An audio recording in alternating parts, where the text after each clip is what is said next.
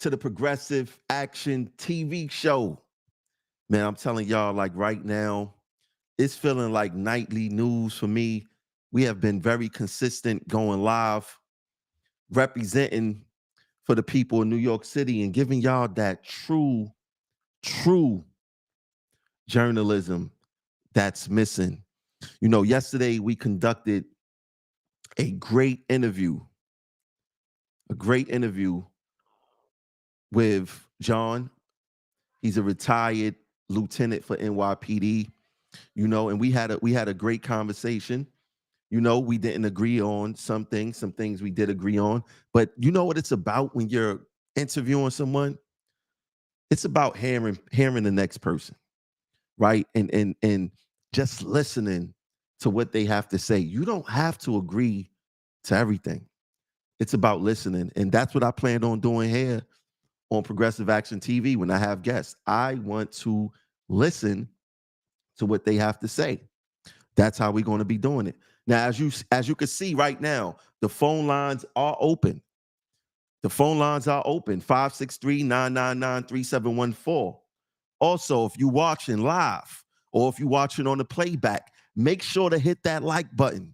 Hit the like button no matter on which platform that you're watching us from, whether it's Instagram, Facebook, Twitter, YouTube. And what I would like to say is shout out to everyone that's watching us on all the platforms, in particular YouTube. For years, I have not spent enough time on YouTube trying to cultivate the platform. Last year, I said, you know what? I want to spend more time cultivating YouTube. And right now, our YouTube platform is number one. And it wouldn't be number one without you guys. And what I would say is that the message that we are bringing right here on Progressive Action is resonating with the people in New York City, resonating with the transit workers, and we have a voice. You have a platform that you could call into and have your voice heard. The first of its kind, specifically for transit workers, and definitely a first of its kind for the people of New York City that's worrying about safety, that's worrying about labor, unions, healthcare, things of that nature. We are here, baby. This is our platform. And I'm glad that you guys are listening. Thousands of views a week. It wasn't like that some months back. So I'm very grateful for you guys. Continue to listen to us. Continue to spread the word. So let me get into the first order of business today. Once again, we're going to promote my brother Champ from formerly of the My Expert Opinion show with Mav Hoffa. He is having an event called The Power of She. The Power of She, which is going to be this Saturday, March 30th from 4 to 9 p.m. at the Box Factory. That's 1519 Decatur Street, Ridgewood, New York. Some of the guests he has is E.K. the Mogul, Mandy B, Chastity Cox, Casey Empire, Brooklyn, China, DJ Nyla, Tina Rivera, and there's an honorable mention for Angela Yee and Jess Hilarious. So make sure to go to my brother Champ MEO. That's his handle on Twitter. Click the link in his bio. Get your ticket and support the Power of She. Just in case if y'all forgot, it is Women's History Month, and that's one of the reasons why he's doing it. Salute to him. The next thing I want to promote is something that we are throwing. We are not safe riding the MTA. This is an assault and safety rally. This will be happening May 1st, 12 p.m. at 2 Broadway. This is for strap hangers. This is for workers. This is for people in the community. This is for clergy. This is for anyone who cares about safety in New York City. Anyone who cares about safety in New York City. What I need for you guys to do is that in the description of this video, you will see the link to RSVP. Just let us know you coming. That's all we need to know. People don't like hitting that RSVP button, but just let us know that you're coming. Simple as that. Now let's get into some news. I don't plan on a very long show today unless people want to call in and talk and ask questions. You know I'm an open book. But I want to touch on some things that I breezed past through yesterday. I think it should be amplified more.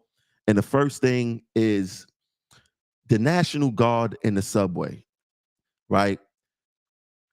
We cannot trust these politicians on their word, right? Because they will do almost anything to get your vote. And that's include lie to you, gaslight you, create smoke screens, and things of that nature. And what Governor Kathy Hochul decided to do with the National Guard was a straight smokescreen. It was a straight smokescreen. Now, everybody was saying that, oh, we're happy that the National Guard is in the subways, and then people started questioning, well, why is the National Guard only at Grand Central and all the prominent stations and things of that nature? And people couldn't put the pieces of the puzzle together. You even have some other factions out there trying to take credit, claiming that the governor seen what they was doing and put National Guards down there. I mean, it's insane. But I just want to bring this piece of information to you guys. So back on March 7th, there was a security alert to avoid large gatherings over the next 48 hours, right? Now, this came from the U.S. Embassy and consulates, right, in Russia, right? So this came from U.S. intelligence in Russia.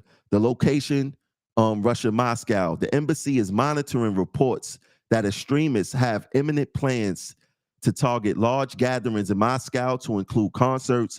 The U.S. citizens should be advised to avoid large gatherings over the next 48 hours. Now, if you look at the date, once again, this came from the U.S. consulate in Moscow, Russia, and it says March 7th, 2024. Coincidentally, Hochul deploys National Guard troops to New York City subway amid rising crime numbers. And if you look at the date outlined in red, it's also March 7th, 2024. Now, what I say to that is whenever there's a threat abroad, sometimes it also counts as a threat right here in the United States. So you will see the National Guard at prominent locations in prominent cities just to give backup, just to give deterrence to any terrorist group out there to say, hey, if you try something, it's going to be going down, right? It's going down without a doubt. It's going down. And that's what happened here. It had nothing to do with them, the politicians caring about crime in the subways. It has nothing to do with the governor seeing people talk about it on social media. It had everything to do with the threat in Russia. And they do this. This is on a regular. This is what they do, without a doubt, right? So let's not be confused. Let's not get ahead of ourselves. And let's not think that the work that we're doing is I don't want to touch on that. I mean, just people is out of control. Did I tell y'all that the phone lines is open, calling live, 563-999-3714 if y'all want to call and chat. I found something very interesting about congestion pricing, because the MTA right now, they starting to slow roll all the congestion pricing stuff out about the what the exemptions may be. They starting to be a little bit more clear on how people are going to be told. And this piece of information that I have received is good, right? It may not be good for transit workers and people who work within the congestion zone, because there's no way that you're going to be able to avoid that toll. But I would say to the people who, hold on one second. What I would say to the people who are traveling maybe through Jersey and they got to go through or go around the FDR or the West Side Highway to get to Brooklyn or get to the other boroughs, you will not be charged. I think that is some great news, right? I mean, that's not it right there. And this was I believe this was in the Daily News, and they asked the question, what if I'm driving through the zone to get somewhere else, right? Now it says the West Side Highway, the FDR Drive, and the Battery Park Underpass, the tunnel under the Battery that links FDR Drive to the West Side Highway, are all deemed to be outside the congestion pricing zone. A driver who rounds the horn of Manhattan on the highways from the Upper West to the Upper East Sides will not be charged a congestion toll. If you enter Manhattan at the Brooklyn Battery Tunnel and drive directly up to the Upper East or Upper West Sides north of 60th Street without leaving the highways, you also would not be charged. The same goes for the Brooklyn Bridge. So as long as the driver sticks to the off-ramp leading directly to the FDR Drive, MTA officials tell News that the camera system will make sure that vehicles making such trips are not charged. So that clears up some of the questions I may have had, because I was under the assumption if you're going to Manhattan, period, from the Brooklyn Bridge, you will be charged. But if you're going up to Harlem, you're going anywhere above 60th Street, you would not be charged. Now, what I see happening in the future, I see two things happening in the future, right? When it comes to the congestion pricing, I believe that businesses that is in the congestion zone, I think that they're going to take their businesses outside the congestion zone sooner than later. And I believe that if the city or the state sees that happening, they're going to expand the congestion zone probably to maybe 110th Street above Central Park, or maybe to Harlem, 125th Street. I don't see them not expanding it, right? Because one thing will lead to another. They're going to say, well, the congestion price and money is not enough money and this and that, and that's what's going to happen, and it's going to be a whole entire debacle when it comes to that. Now, the next piece of information, this is for transit workers, and this is for bus drivers to be exact. I think you guys need to pay attention to this. And this was retweeted by the vice president of MapStore, which is Manhattan and the Bronx of buses. He said the MTA reveals plan to put 100 live feed cameras on MTA New York City Transit buses to get crime under control. Local 100 members are required to be protected under the workplace violence and protection law. Will this help?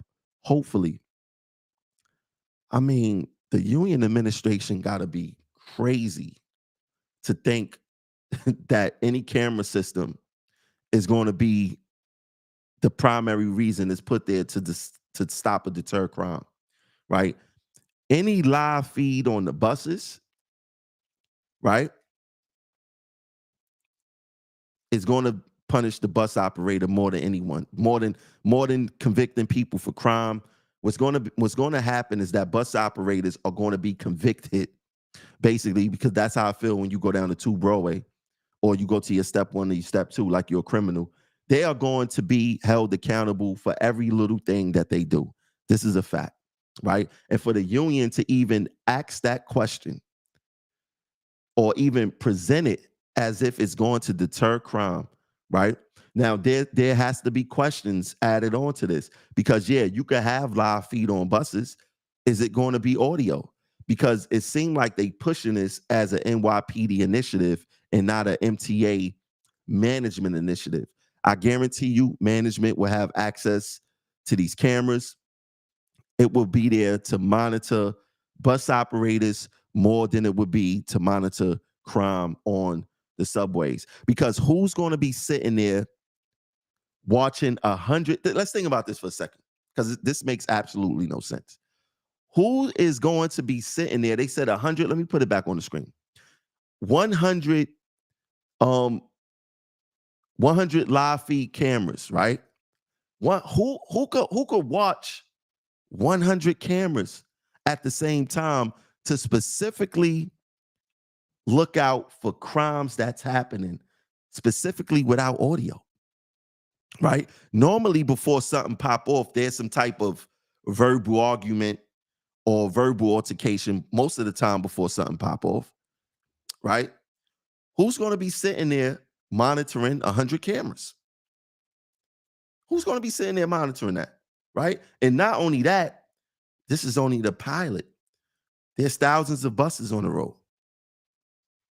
when they decide to expand this pilot, because what they're going to say is that, hey, it works. People know that the live feed cameras is on the bus, so they not doing this, they not doing that. It's good. I think that we need to expand it. And next thing you know, the whole fleet of buses are going to have these live feed cameras. And once again, the people who's going to be paying the piper for it is going to be the bus operators. Let's make no mistake about it. I don't understand how the union administration is not forward thinking. They not forward thinking about any of this stuff, right? And you want to know what? That's one thing going to college has taught me or instilled in me is critical thinking, right? There's no critical thought going into the decisions that our union administration is making. There's no critical thought when it comes to our contracts. Why would the union administration get in bed with management regarding gain sharing and employee availability? What it creates is an environment of the union not caring about workers getting their comp fixed, about the MTA using the workers' comp system to force members back to work prematurely, all because they hold in members' checks, right? They will support management on quotas where a certain amount of members could take off during the day. Like when you're in bed with management regarding these things, it's detrimental to the membership, right? But it also shows that there is absolutely no critical thought when it comes to the Local 100 administration. There's no way possible that you should want to be in bed with management regarding employee availability at all, under any circumstance. It will not benefit the members. Why is the union supporting these live feed cameras on buses when they know how heavy-handed the MTA management is when it comes to discipline? Is beyond me. I don't I don't get it. Right now, amidst all of these, NYPD. Oh, we're adding 800 cops by the turnstile. We're surging 1,000 cops a week into the subways. We got chiefs on the train. Guess what happened? And this is today alone. The subways was very violent today, very violent, and it's out of control. It's out of control, and nothing that they are doing is deterring the crime, right? You could blame the DAs, you could blame the judges, right? It's very possible we may have a recidivist problem, right? In New York City, right? But at the least, the police officer's job is to deter crime, right? That should be the police officer's job, to deter crime, to stop crime from happening in the first place. A police presence does that more times than not, right? And it goes back to me saying that the police are not properly deployed throughout the transit system. There is a way that they can be properly deployed through the transit system to help reduce the crime. But after this whole entire NYPD PR run, like I said, with the chiefs on the subways, the 800 cops by the turnstiles is starting today. The 1,000 cops surge into the system. How are people committing crimes and getting away with all these police in the system? But I want to play this video for you guys. I believe it's from Fox 5 News, and let's see what they're talking about. In East Harlem after being shoved in front of a subway train. The tragedy coming after a violent day underground as the NYPD prepares to send more officers into stations to combat fare evasion. Let's get right to Good Day's Briella Tomasetti. She's live in East Harlem with the details. Briella. Yeah, Tashani and Dan, good morning to both of you. It is every subway rider's worst fear that is becoming the victim of an unprovoked attack. Yet that's exactly what happened here at this station last night, while the station was packed with commuters and families. Police have not released the name of the victim, but they have apprehended the person who did it. It was a deadly day for New York City Transit. A 24-year-old man from the Bronx is being charged with murder for allegedly pushing someone onto the tracks in East Harlem into the path of an oncoming train during the evening rush hour. It's just getting dangerous, you know, and it's scary because I take the train at night. And I'm afraid. I'm being honest. I'm really afraid. According to police, it happened at around 7 o'clock last night at the East 125th Street and Lexington Avenue station. Investigators say that 24-year-old suspect Carlton McPherson suddenly shoved a man onto the tracks as a 4 train was approaching the platform. The conductor was unable to stop the train in time, and that person was run over and killed. McPherson was taken into custody and subsequently charged with murder. He has 4 prior arrests, 2 for burglary, 1 for assault, and another for fare beating. It's definitely sad, but it's never safe. They smoke on the train. There's constantly people on the train fighting. Earlier in the day, the NYPD reported 3 consecutive stabbings at subway stations. Yesterday morning, police say a commuter was stabbed in the back at the Kosciuszko station in Brooklyn. Hours later, a woman was stabbed in the back at the Franklin Avenue station in Bed-Stuy. And after that, a man was stabbed on the Upper West Side at 96th Street and Broadway by a stranger who allegedly stole his backpack and ran off. We're going to be looking for weapons. All the violence comes shortly after Governor Hochul deployed the National Guard to assist police with bag checks, and as the NYPD surges hundreds of officers into the transit system to focus on fare beating. 800 cops being surged into this system over the next 5 days at strategic locations based on crime, MTA statistics, and community complaints.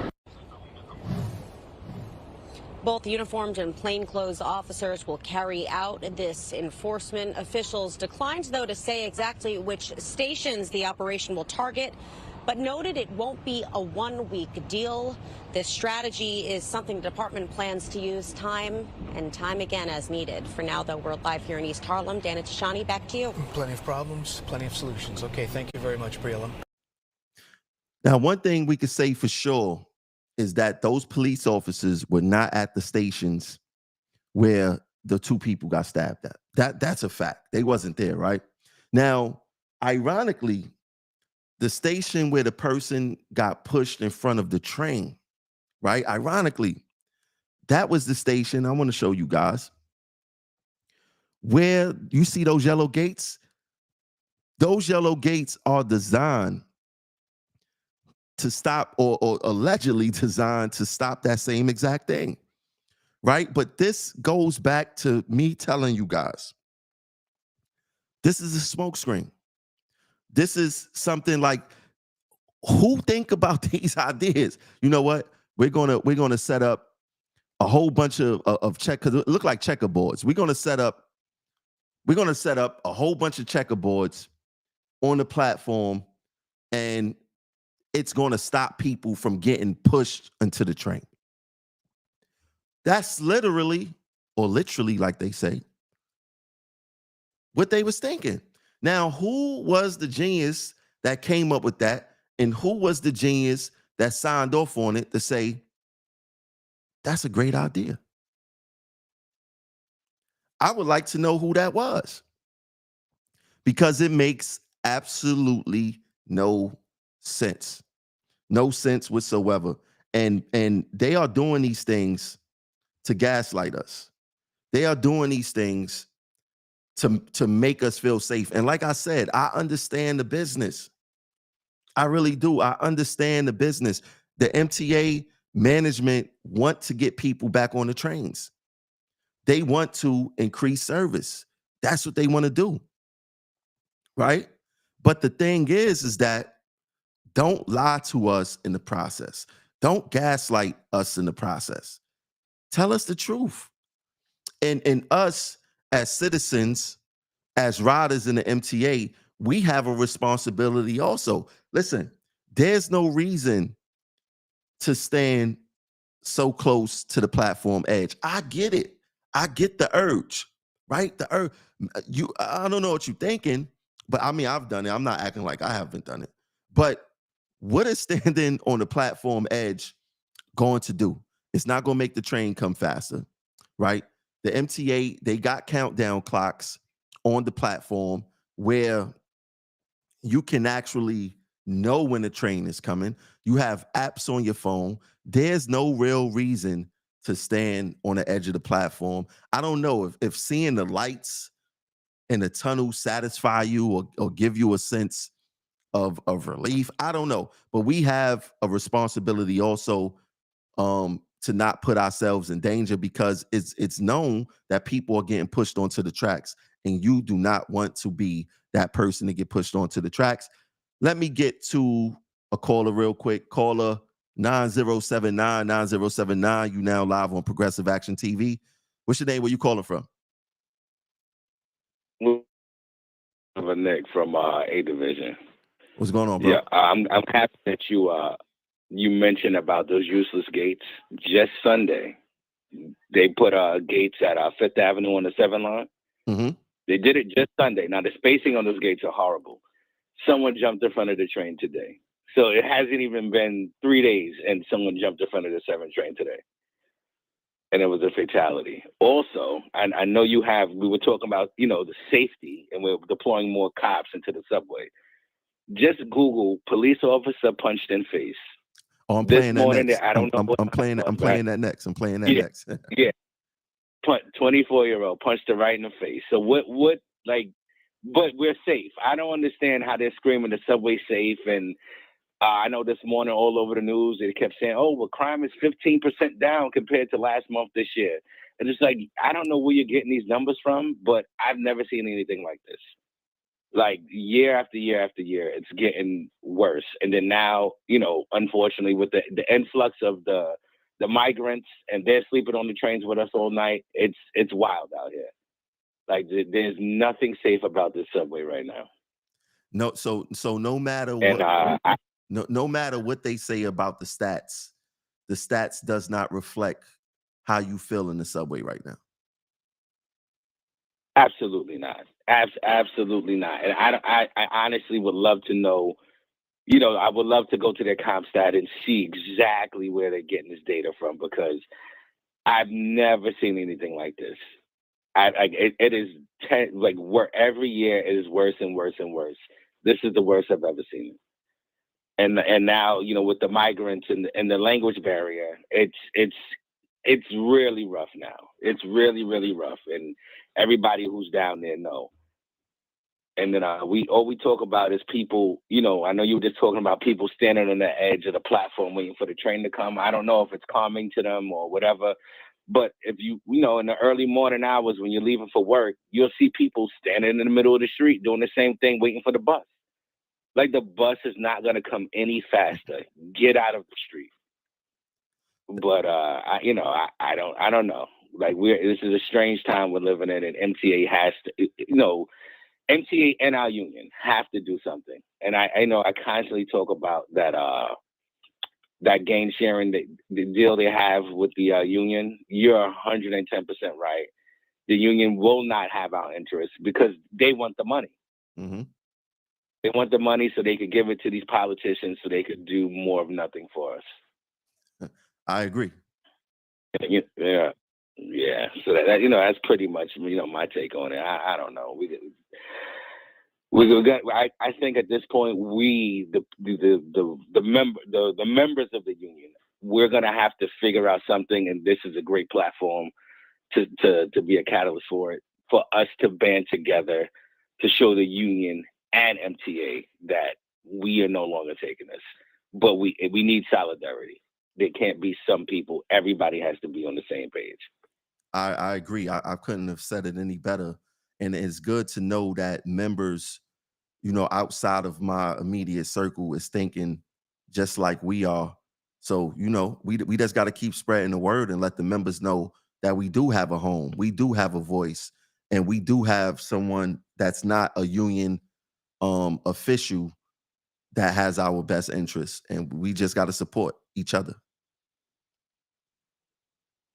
Yeah, well, you have my support 140%, because it's rough out here. How you get 140? But how you come? I never heard 140. How you? How you got 140? That's just I just like to do numbers, anything above 100 when I'm all the way with it. I got you. So, anything. But yeah, man. All right, man. You have a good night. All right, you too. Thank you. All right, later. All right.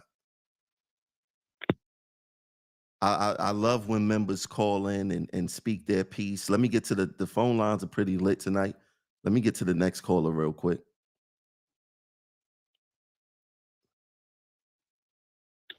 Good evening, Tremel. This is Charleston D'Souza. How are you? I'm fine. How you doing, sir? Good. So, Tremel, I just wanted to let all the members know we met with Chief Kemper today with the NYPD. We met them at Manhattan North, and Chief Kemper brought all of his deputies to the meeting. Evelyn Byers was at the meeting. It was me and another transit worker. So basically, we spoke about what's going on in the subway system.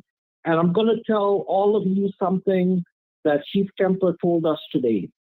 And this is what Chief Kemper said to me, to all of us. He said you guys need to contact your elected officials and tell them to change the laws. Because right now, what transit is doing is they're rearresting the same individuals over and over again. And a police officer was assaulted earlier today, as you all know, punched in the face. But yesterday, when the man was pushed at 125th Street, Chief Kemper told me that there were 6 police officers right there when it happened. There were 2 officers on the platform. So, Chief Kemper said that, they're doing the best that they can, but he did take a lot of the suggestions we made. Chief Kemper told us he is going to be meeting with transit employees, and they're going to be visiting the swing rooms, and they're going to be meeting transit workers in small groups to talk about concerns and stuff. As far as the conditions about EDPs using drugs in the subway system, we gave them a list of locations. They're going to be going there. They're going to be working on that. And we also have a line of communication with NYPD Transit. I was able to get a lot of their contact information. We exchanged business cards, and we're going to be doing some events coming up. But what Chief Kemper today said is basically they're just locking up people and they're being released. And it's issues with the district attorneys, issues with the discovery laws, which is what you touched on, Tremel, as well. So, this is what's happening. And so, guys, I hate to tell you this, it's going to get a whole lot worse. So, I think May 1st, it's very important to come out to the rally. Also, the rally on April 4th, come out on that. And also, we're going to be holding rallies outside elected officials' offices. So I would encourage you guys to come out on that, because we have to hold these elected officials accountable. How is it that and I found out today, over 101 police officers were assaulted last year in transit. This year, the number was, I think he gave me 30 transit officers so far. Got it. See, with Chief Kemper, everybody, like I said, that meme, if y'all see that meme out there with the Spider-Mans and all the Spider-Mans are pointing at each other, that's how I look at NYPD. That's how I look at the MTA. That's how I look at the union. That's how I look at these politicians, right? Nobody want to take accountability. Now, Chief Kemper to say, well, pass the buck and say, go speak to your politicians. Why do I got to speak to my politicians about NYPD officers hiding out in employee break rooms? Why do I got to speak to my politician about we did address that? Huh? So we did address that. Jamel, he said that he is going to look into that. He's very concerned about that. Oh, we told him about things going on at Jamaica Center. He's going to look into all of that. But what Chief Kemper told us is that NYPD makes the arrest, right? And they send them to court. What happens when they get to court is out of the NYPD's hands. And they are, they have extra detectives working cases. But a lot of these district attorneys are not prosecuting, and these are repeat criminal offenders. Yeah, bro, don't get caught up in that narrative. It's a bullshit narrative, right? Listen, I'm telling you what Chief Kemper said to me. I'm not getting part of the narrative. I'm just saying what it said to me. I hear you, but whether they locking up recidivists or they locking up people who's not recidivists, right? If people are breaking the law, the police officer's job is to lock them up, whether they recidivists or not. Like, I don't understand. If I don't understand No, they are arresting people. They're making a lot of arrests, but the district attorneys are not holding them. They're releasing them. That's the problem. And it's like catch and release. And based on the demeanor in that meeting, I could really tell that the shit has hit the fan, and we're at the bottom now. We're really it's really, really an all-out crisis now. And I'm telling all New Yorkers now that we really got to get organized and come together. I will give Chief Kemper credit for one thing. A lot of us, I know I criticized him openly, but one thing I will say, I wish you were there, Tramel, because it would have been really nice. I think you would have loved this meeting, Tramel. But everyone that was in that room, they spent an hour and 30 minutes with us. I'll give them that. And they wrote down our concerns, as we were saying them. So I thought that we established a line of communication. We spoke. Am I happy with the way the meeting went? Probably not. I feel like, we didn't really get ahead. But now, at least, what has been confirmed to me is that the NYPD is just rearresting and rearresting and rearresting. But we also spoke about the mental health crisis in that. And, they seem to get a little touchy when we mentioned that issue. I spoke to them about the SOS teams and things like that. And, they told me that we have to speak to the mayor's office on that. So we have a very long way to go. But I was just happy that we had this meeting and that there were 2 transit workers there, and that they were able to listen to the concerns. And I think what I conveyed, all 3 of us conveyed, is that the union, they cannot listen to the union and the union president because, that union, they don't really are out there like the workers are. And I told Chief Kemper, he's got to get in the system overnight, talk to all the different toilet transit workers, get to see what's really going on down there. So one thing that was agreed to at today's meeting is that I'm going to be communicating with the police department on a daily basis. We're going to be going down there, observing subway stations, where there are conditions. And if the police officers don't fix the conditions while they're there, I've been authorized and told to take it directly to Chief Kemper, and that Chief Kemper is going to work to rectify issues that they can fix within their control. All right, maybe I'll try to get Chief Kemper on the show so he could run that recidivist line by me, and we don't care about if you rearresting. There is a deployment issue in New York City Transit. Police officers are on their phones when they acting like they are on their job phones. There's issues down there, and it's not being addressed. They are not being accountable. NYPD throughout history has had a problem being accountable, right? They love to pass the blame, and that's what it is. And we tired of that. We don't want to hear that. So it's probably a good thing that I was not in that meeting, because I don't see how I would have been able to sit through those lies or those gaslighting answers to just pointing, not taking accountability. So it's probably a good thing that I wasn't there. But I would love to interview Chief Kemper on the show so the people could see it. See, that's the thing. It's easy for them to have these conversations behind closed doors with a small group of people, but they need to be on the record. They need to be on these platforms where it's not controlled by journalists who don't really know what the issues are. They need to come right here, have the conversation, let people call in, and let's have a real dialogue on the crime in New York City Transit.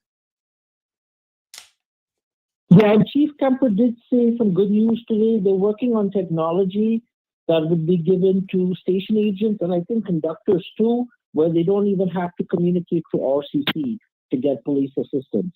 So we did discuss that where, when you call RCC, you're trying to find a police officer and you can't find one. So we discussed an overnight plan where, the police officers and the RCC and, they would know where the police officers would be overnight at every 2 or 3 stations down the line, so that at least, that is worked on. I did talk about Tom's train order maintenance sweeps with Chief Kemper about the cars, going through the cars. He said he's going to look at that and they're going to redeploy some officers on the night tours. And he did tell me they're getting 300 police officers next month from the academy. So they're going to be putting them in transit. And what else did he tell us? Then he did mention that they are going to have small meetings with union members, with transit workers, to get concerns and all of that. Now, in terms of the police officers being by the conductor's position and not being at the back of the train, the reason why that is so that because conductors are getting assaulted, so that's what the NYPD had decided on. But at certain stations, Chief Kemper said, they're going to take a look at that to see how they can work that better. So they're trying. I will say, the elected officials and the problem with the laws right now, I understand. I'm not trying to say the Chief Kemper is making excuses, but the way those officers were withdrawn in that room, you have to look at their faces. They're fed up. And I'm being honest with everyone on the show. They're fed up. And maybe they was feeling that you got to understand. Maybe they was feeling away because they just had an officer being killed. So, I wouldn't read into that too much. Of course, that was yeah. They were mourning that 4 officer that got shot yesterday. It was a tragedy. But every time, I asked Chief Kemper questions about EDPs. So the situation with EDPs, they can't just remove them. And, I thought they could, but he told me that they need a clinician there, and it's a whole legal thing because if the police officer tries to remove an EDP, the officer could be sued and this and that. So a lot of that is playing into what's happening. Now, do I agree with what Chief Kemper told me? I have my own opinions on that. I have my own reservations. But I'm just telling you what was said to me at the meeting. This should give transit workers and the general public an idea that right now, if you're getting in the subway or you're working in the subway, work and ride at your own risk. Because if somebody could be pushed in front of a police officer, and what does that tell you? That person's dead already, right? So it's an all-out crisis. I think the thing that I got from Chief Kemper today was he was very honest. He didn't try to bullshit us. At times, like when I mentioned certain things to him, respectfully, the Chief Kemper telling you to go holler at your politicians, he was bullshitting you. Chief Kemper telling you that we are rearresting recidivists, he's bullshitting you, right? That's their job, right? So I don't want to hear it's the same BS that he says in the media. It's the same finger pointing that they do. Everybody's accountable for what's happening here. If you listen to what he has to say, what are they doing wrong? Tell me one thing Chief Kemper said that they are doing wrong. Because it sounded like he pointed to the politicians and said that they was doing what the NYPD today said that they was doing wrong. They did admit there were some things that they could do better. They admitted that to me. And one of the things, like the situation at 7th Avenue and 53rd Street, I told them with that cleaner who was having issues, who was afraid to go there, I said that they have to move away from the turnstiles and they have to walk the train cars and walk the platforms, especially overnight, to help, station agents. And they did promise me they're going to follow up on that. They're going to look into this. But I will say one thing, Tramel.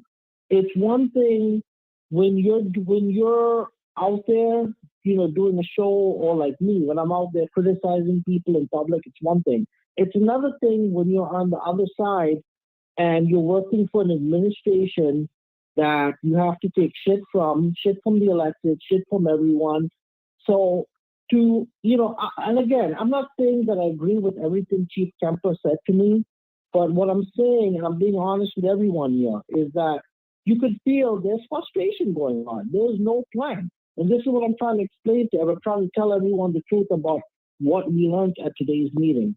But the fact that the NYPD, is starting now to come around. And I told Chief Kemper and them, if they had met with us a year ago or 2 years ago when we were trying to meet with them, maybe we could have worked things out and things could have been better down the line. But they promised to meet with us. We're going to have an open line of communication. So for that, to answer your question, NYPD has changed on that. And that to me says, okay, they're moving in the right direction. But the city, the way the city is going now, I mean, I personally too, I would say 50% of what Chief Kemper told me in terms of what's going on with the arrest and people being released, 50% of that I agree with. Now, the other part of it, I asked him, were there enough detectives to prosecute cases? Because if a case goes before the district attorney and things are not properly, All right, Charleston, I need you to wrap it up. Let's speed this up a little bit. Yeah. So, I mean, that's basically it, Tramel. I wish you were there, Tramel, because I think you would have enjoyed this meeting. I think, it would have been a little controversial. And it was controversial at times. I mean, we did discuss some very controversial things, and not all of us agreed, to disagree on. There were times when, like I told them, I didn't agree on that, or, Mrs. Byers had a different opinion. So, but, I just think transit workers need to get involved. They need to start forcing the union to do something, forcing these electeds to get off their ass. And with congestion pricing coming now, all the elected officials are going to be exempt from congestion pricing. I don't know if you know that, Tramel. So, it is what it is. So anyway, guys, I'm going to be doing a show on this on my channel, Passengers United. I just want to say have a good night, Tramel. Thank you. All right, you too. All right. I don't buy anything that these guys are saying. Nothing at all. I'm not with the copologist. I'm not with the pointing fingers. I want to know what NYPD is accountable and responsible for. It's as simple as that. I want to know what they're accountable and what they're responsible for. I don't want to hear nothing else. And it probably was a good meeting, right? Probably was some things that was good that was said.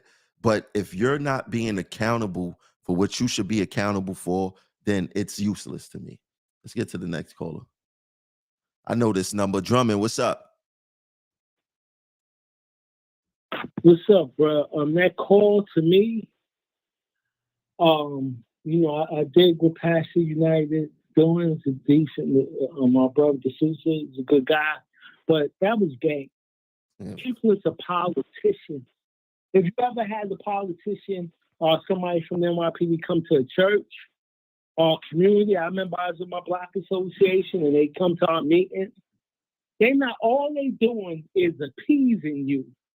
And like you said, it was a good, every meeting that a cop, our politician, if you're assemblyman, your council, your senate, Ricky Davies, every meeting that they have with you, they're there to appease you. So when you said have a good, council ain't going to do a damn thing. You're going to still see them folks sleeping in our crew room. You're going to still, when he says that don't pass, like you said, don't pass the buck, don't kick the can. So if you guys arrest them 100 times, arrest them. Well, the courts letting them out, that's irrelevant. Your job is to lock them up. The DA's charge, the DA's mission is to figure out what they're going to present to the judge. The judge's job is the past sentence. That's everybody has a function. So I don't want to hear. That would have been enough for me to say that. talk to your partner. They keep letting them. So you keep arresting them. That's your job. Your job is to be wary. That's why y'all retire at 40 years old. That's why y'all get $15,000 bonus when you get your pension. That's why you get discounts, the no points on your. They have all these concessions for your mortgages. Society has made a lot of concessions for as they should. They have a very dangerous job for law enforcement, for NYPD, for the DEA, for the FBI. He has a job to do, and their job is to have. What different? We had cops at once where somebody died. We stopping guns. They said we stopping guns. Somebody already got shot with a gun. Somebody got murdered with that gun that you. I don't want to hear about the 30 guns you took off the street.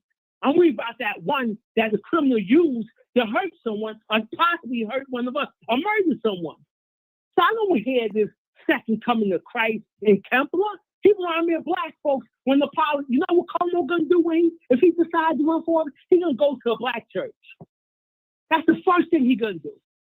And the black folks are gonna say he ain't so bad. Mm-hmm. I don't know. Kemper is all he does. If you saw any of his, if you ever watched any of his press conferences, he regurgitates every talking point that Lieber said. He said the same thing but different. So I don't hear about these dudes. The cops need to be on these platforms 24 hours a day. If they implemented everything, they can have all the numbers if they want. They got 50,000, like the union reps. You can have 30 release union reps in any department. If they're not doing nothing, it don't make a difference. So you can put 20,000 cops there, all the National Guard. If they not on these platforms and on these trains, it means nothing.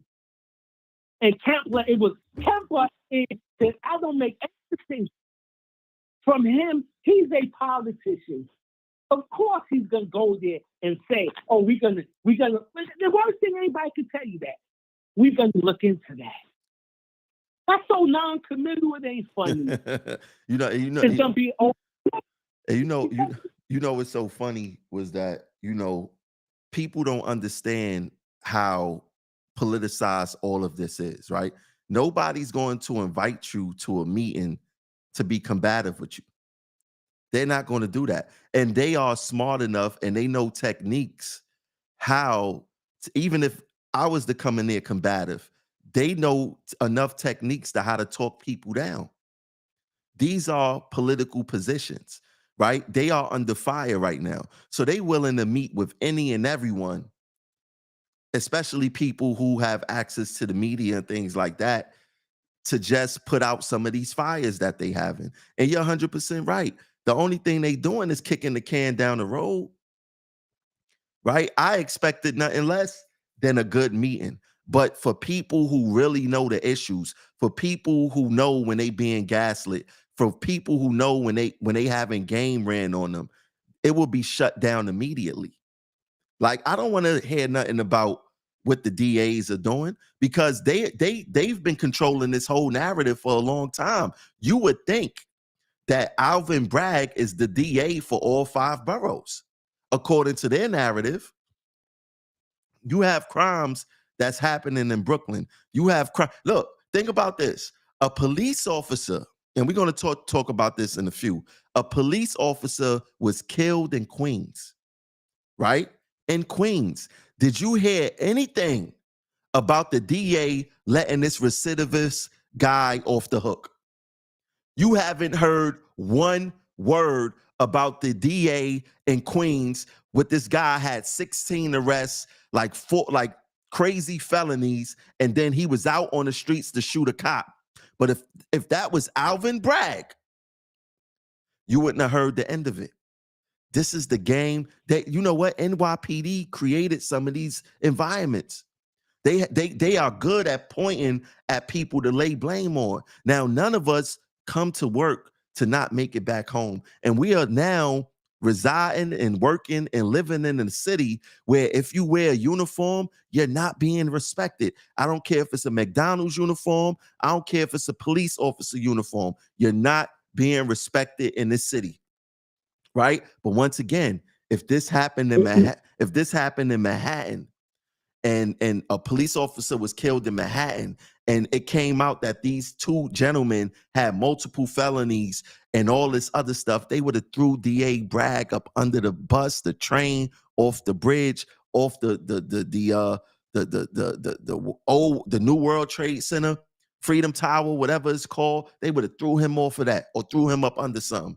It happened in Queens. Nothing is being said with the same recidivist situation that we have throughout this whole city. Nothing is being said, but continue, Drummond. Let me just say, you're 100% right. Let me just say last point is that the blue jackets, if you go to a protest, they always have the blue. I don't care how rowdy the protest is. Them community officers that wear them sky blue jackets, those are the nicest people you ever want to meet. Because they there to quell, to de-escalate, to be your pal, to simple empathize with you. And that's what he do. These are Kemper is a pro. He's gonna do all these empty promises. For instance, why don't they start identify those officers, the videos right there, and discipline them officers who's letting folks through the gate? How about that? How about that? How about forget and with that his function, he has nothing to do with the D. He has nothing to do. Keep arresting them. If you gotta arrest somebody 30 times and they let them out, keep arresting them. I don't want to hear how weary they look or the lack of morale. They have a job. They got guns. They got tasers. They got mace. They got a lot of things at their disposal that's going, and we have nothing. We have nothing. So I don't want to hear Kemper is full of it. Kemper is game. He's a con artist. Because nothing has changed since our brother got slashed in the neck. Not one thing. It's gotten worse because they're not utilizing their resources. Either they inept or they don't care. Yo, I'll talk to you later, bro. Sounds good. That was Drummond coming with that fiery comments, and then he just hops off the phone. I can't wait for him to do his next live. I know he got a lot to talk about. We got more callers. Let me get through some of this show first, because I was saying during my, when I was speaking with Drummond, that if you wear a uniform, you're not getting no respect in the city. No respect in the city. And I want to show y'all what happened today. Check this out. This morning in another violent incident at the same subway station just before 8 a.m. Police say a 24-year-old woman was going through the turnstile without paying when an officer approached to give her a summons. Police say she became combative. The woman is accused of punching the officer in the face and head, breaking his nose. The officer was taken to the hospital. The woman was taken into custody. Charges against her are now pending. Unreal. I mean, just think about that. If we're living in a city where police officers are not being respected, we are in trouble. We are in trouble. People could say, even I have my opinions about NYPD, but guess what? Let's be real here. There are more, I'm going to say good people, because I don't believe in good cops, bad cops. You're either a good person or you're a bad person. I believe that there are more good people in NYPD than there are bad people in NYPD, right? Yes, the handful of instances, or the two handfuls of instances that I had negatively with NYPD in my life, yes, it makes me look at them as a whole, as a evil organization, right? Because what happens is that you have other people, other officers there that see the bad stuff happening, and they don't say anything, right? They don't try to stop the other officer. They don't do anything, right? And these negative experiences that we have in our communities with these police officers, it really penetrates us. it really make us look at policing as a negative thing. But when you look at these things as a whole, for the most part, you have more good people in NYPD than bad people. Because if it was more bad than good, then guess what? We are all be in trouble. But it's just like the cartoons. The movies, right? With villains. You know, there's a handful of villains and there's a whole bunch of bad people, but those villains make everybody look bad, right? When you hear NYPD say, you know, these recidivists, and it's the same 1,000 recidivists who's committing all these crimes, right? It makes the whole city look bad, right? So that's what's happening. That's what's happening. When you have a handful or 2 handfuls or 5 handfuls of bad cops, it make the whole department look bad, right? The same way they do to our communities. You'll have some bad apples in the community and they'll be like, that community is bad because it's a few bad apples. But for the most part, the community is filled with good people, right?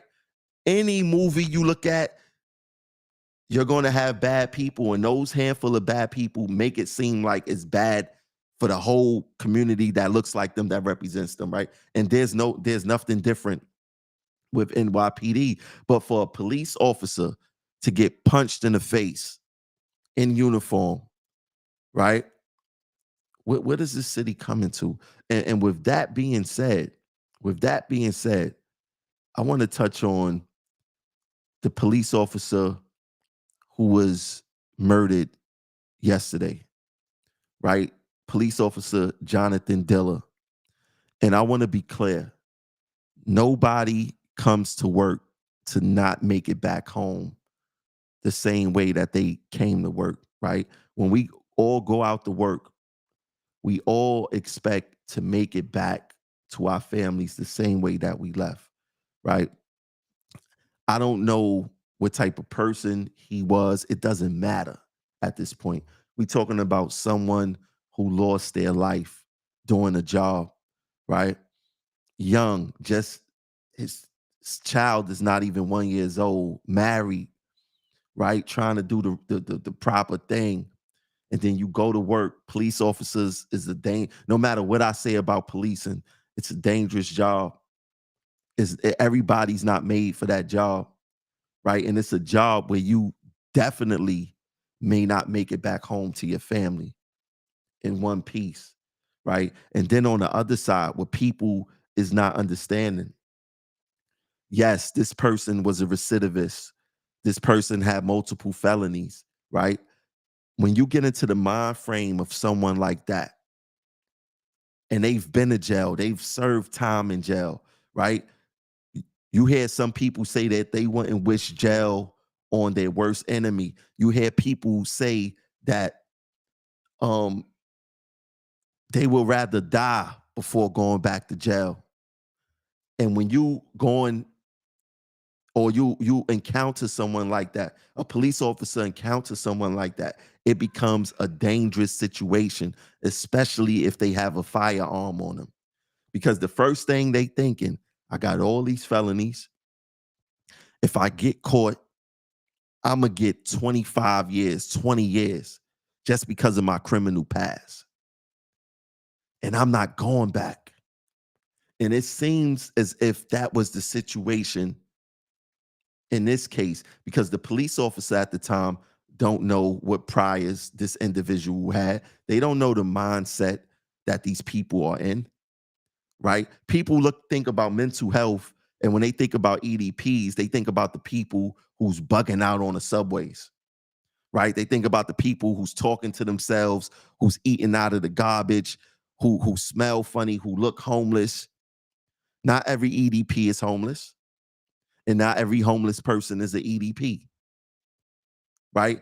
There are EDPs out there that functions that you won't tell that they're EDP, but they still disturbed because they not showing you the symptoms that normally people will identify as being an EDP, right? So there's two sides of the coin. And I have friends that did time in jail that say that they would rather die than go back to prison. And then you got people that go to prison, and when they come out, they have nothing for them. They have no home. Sometime their family is done with them.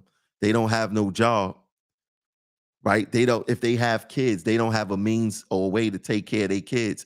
We are living in a city now where us as transit workers, right? We cannot survive in the city in which we work. So picture someone that has a crazy criminal background that do want to get their life together, that want to get a job. They can't get a job, or the job that they're getting is not paying enough to take care of their immediate needs right then and there, whether it's clothing, housing, food, family, right? What are they to do? Right? Because when we think about the criminal justice system and we think about the correctional system, think about it, it's called corrections. It's supposed to correct you. It's supposed to make you whole for society, right? And I was having this conversation with Drummond earlier today, and the only criminals that society gives up on are people who sentenced to death.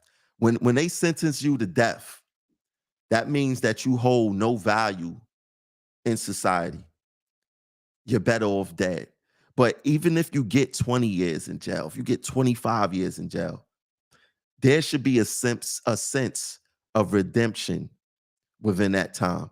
What is going on in the prison system that's not making people ready to come back home into society?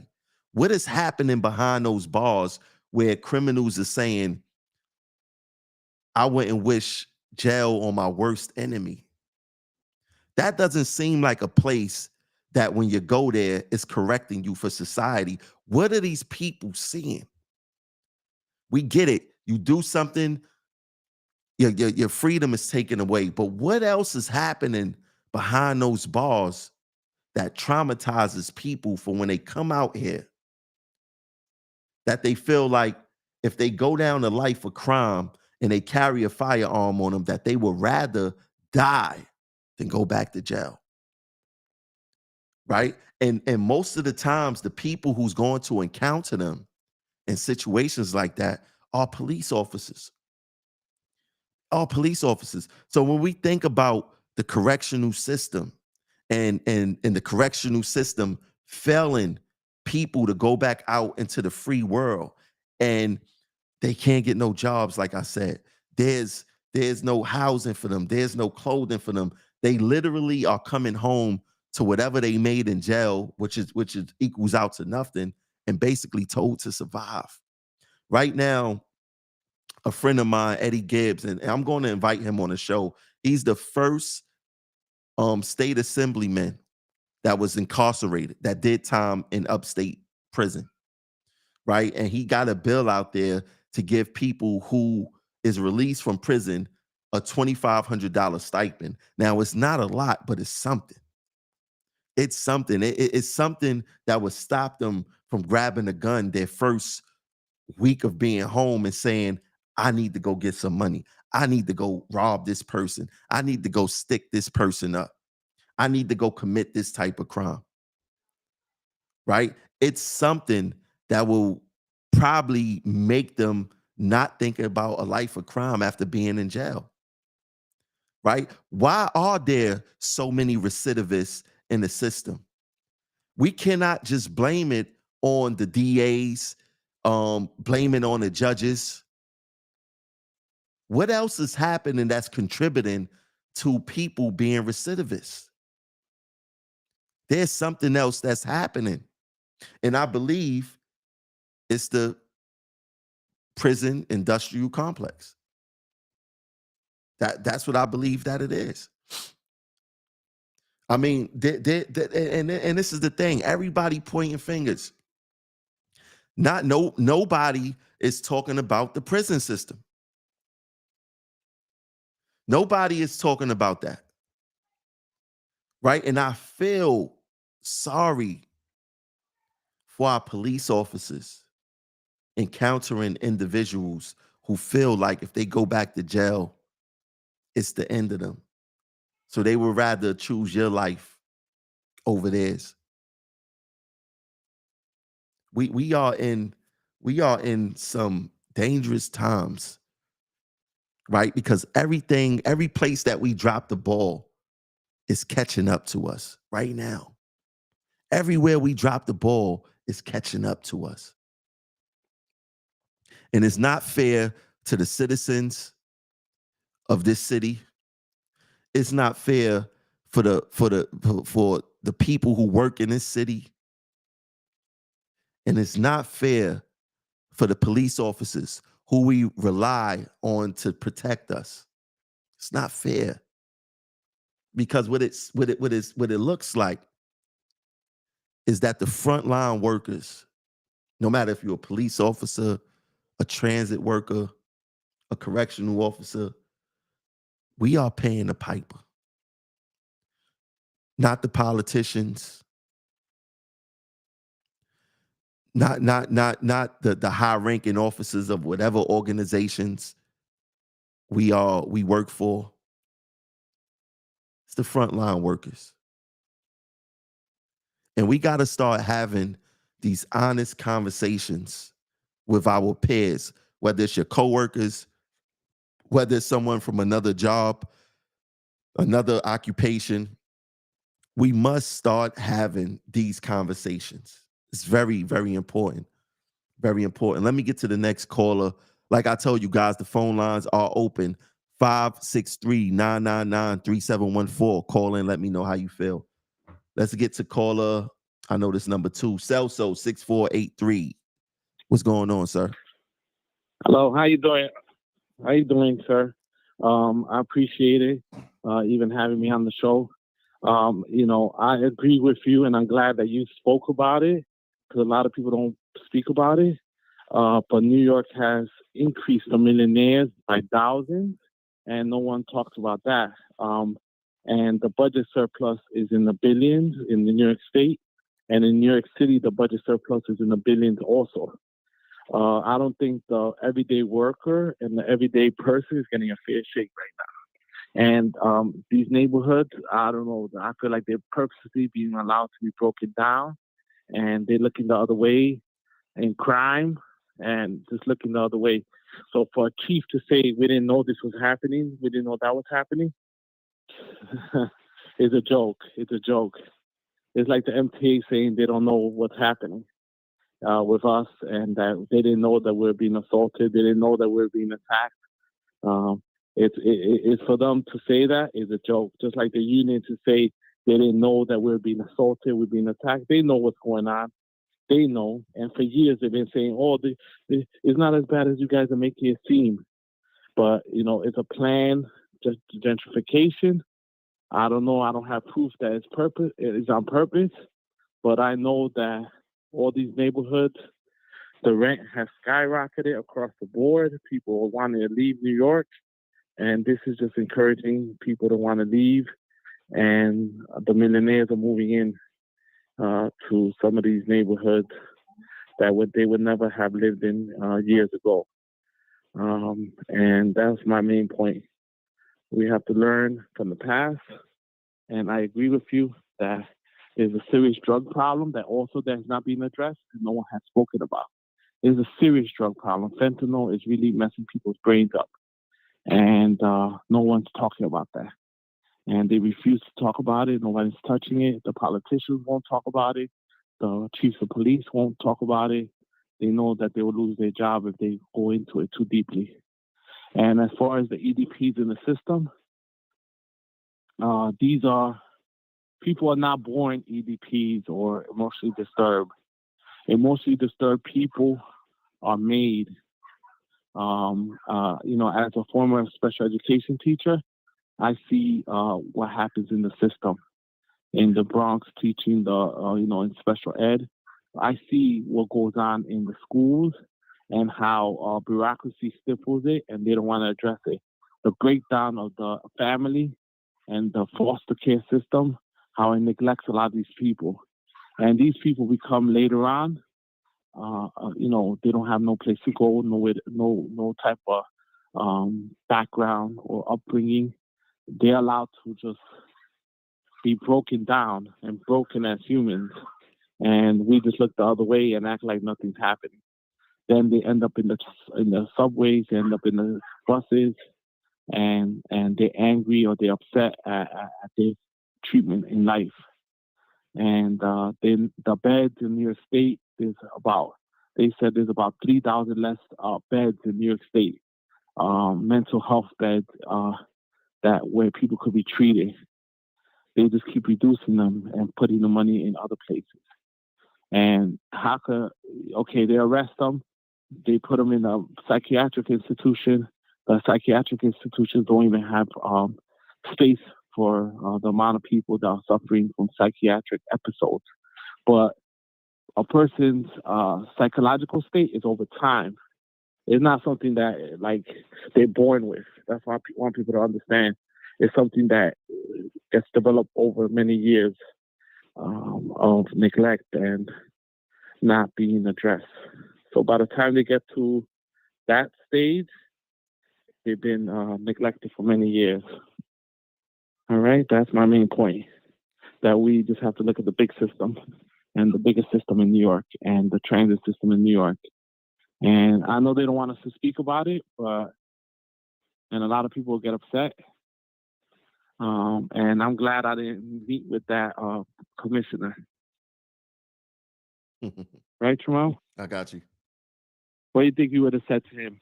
Sitting with him with the brass and gaslighting people with the white shirt. It's like sitting down with Davey or Lieber and saying, we had no idea what was happening. Thank you for letting me know. When they got reports upon reports and documents upon documents. And that's what stood out in the press conference when Richard Davis had the press conference, was that he asked every single union officer, do you have reports of assault? And they all raised their hand and said, yeah, we got reports of assault. But when were the members told about these assaults?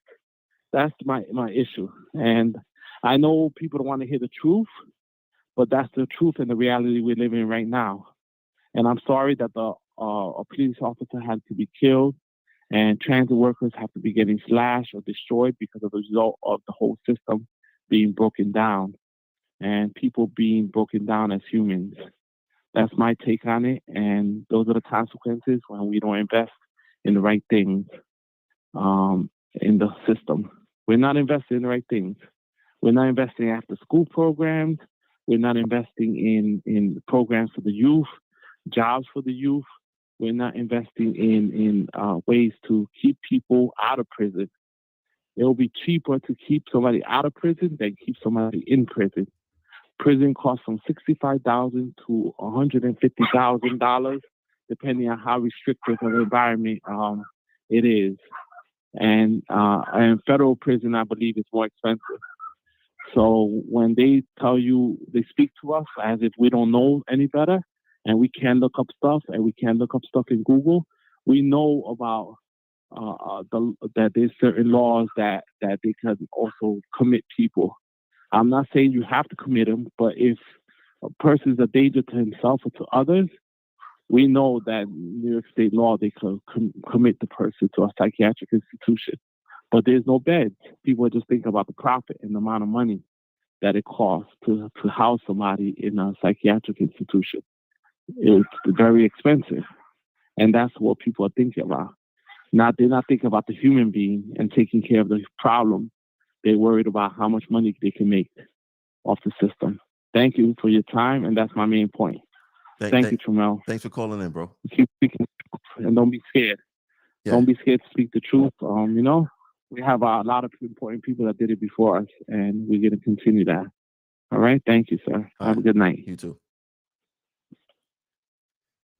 So, yeah, man, all of these points are valid. Like, how can you want to fix the mental health issue in New York when there's not enough beds for them, right?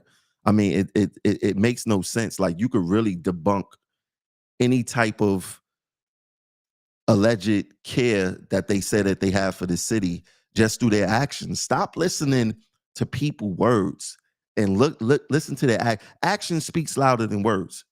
Let's stop listening to what they're telling us and let's pay attention to what they're actually doing, right? Let's look at to the laws that they're actually getting behind. Let's ask these real questions that's happening, right? Because it really bothers me to have a police officer killed. It shows that there's something going on here, right? There's something going on here. And people are picking and choosing who to hold accountable. People are picking and choosing who to point fingers at, right? Nobody's thinking independently, right? And it's too much tribalism. The way that people think. Like once they see the crowd getting on one person, then everybody want to jump on that one person, right? Once again, and I want to be clear on this. I don't know Alvin Bragg. I never met him, never spoke to him, nothing, right? But the way that these people talk about that man, you would think that he is the DA for Staten Island, Brooklyn, Queens, Bronx, Manhattan. You would think that he's the DA for the whole city. And I guarantee you, if that cop was murdered in Manhattan and these perpetrators, criminals, records was released, Alvin Bragg would have been hung by now. Why isn't the NYPD talking about the Queens DA? Why aren't these Alvin Bragg haters talking about the Queens DA? Why isn't these politicians talking about the Queens DA? We have a DA problem in New York City. It's not only Alvin Bragg, and that's what I was trying to tell y'all about Darcel Clark. She is a problem also. But yes, there is multiple layers of problems happening in our city. Multiple layers. Everybody is accountable. NYPD, the citizens, the politicians, the judges. The media is accountable too. Everybody's accountable here. And we must stop pointing fingers and take care of our business. Like they say now, everybody got to stand on their business. Stop worrying about what everybody else's business is and stand on yours. That's how it should work. Now, what I need for you guys to do, start spreading the word about this platform. If you're watching right now, please hit the like button. If you're watching on YouTube, Twitter, Facebook, Instagram, hit the like button. Throw this in your stories. Throw this in a group. Share it amongst your friends. Text out the show. We got to start having these unfiltered conversations.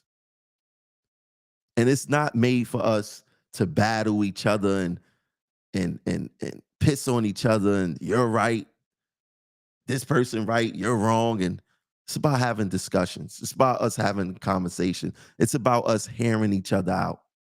We listen, but we don't hear.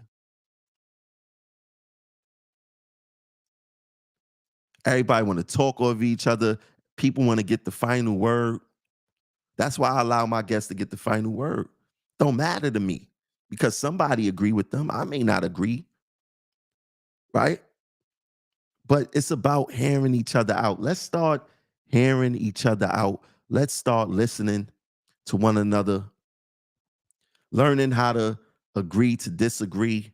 Just because someone does not agree with you doesn't make them your enemy. Let's start finding middle ground, because if we don't start finding middle ground, New York City is going to be a thing of the past. It's going to be a thing of the past. So once again, Please make sure to RSVP for this rally.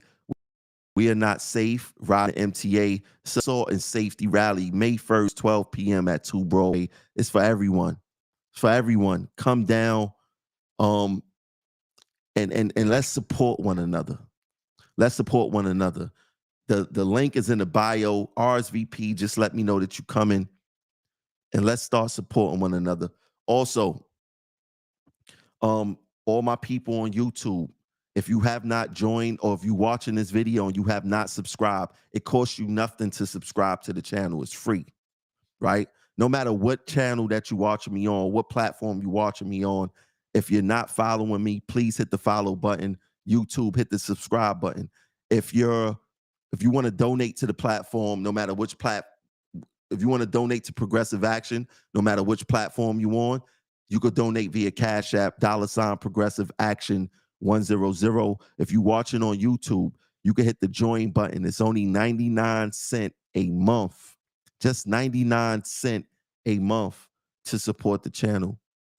I'll catch you guys later as soon as some more news drop. Peace. And RIP again to the officer who lost his life. Our prayers is with our whole entire NYPD family and the young man family. Our thoughts are with you guys, and we sending our condolences. Peace.